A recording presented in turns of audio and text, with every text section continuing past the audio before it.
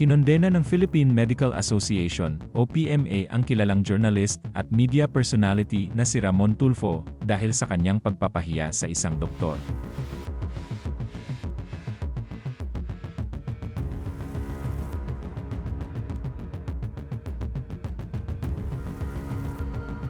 Nagsimula ang kontrobersya nang mag-post si Tulfo sa Facebook tungkol sa umano'y malaking singil ng isang espesyalista mula sa Philippine Heart Center sa ina ng kanyang kaibigan na si Philip Gabas.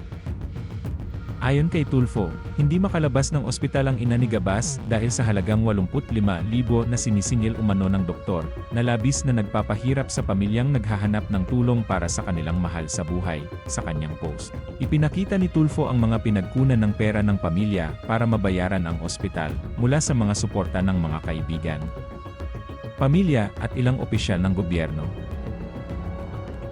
Ipinahayag niya ang kanyang pagkadismaya sa pagtaas ng gastusin sa ospital, lalo na't sa palagay niya ay hindi makatwiran ang laki ng professional fee ng doktor, lalo na't naglinis lang ng sugat ang ginawa. Itinuligsa niya ang kawalan ng malinaw na regulasyon sa mga bayarin sa serbisyo medikal at nagtanong kung paano mapapanatili ang abot kayang halaga para sa mga ordinaryong mamamayan. Ngunit sa kabilang banda, mariing ipinahayag ng PMA ang kanilang pagtutol sa mga sinabi ni Tulfo. Sa isang pahayag, sinabi ng samahan na mali ang publiko at pasaring na paglalagay sa isang doktor sa mata ng publiko nang walang sapat na konteksto. Ipinaliwanag nila na ang bayad ng mga doktor ay nakadepende sa uri ng serbisyong ibinigay, ang kahirapan ng kaso at ang antas ng kasanayan ng doktor.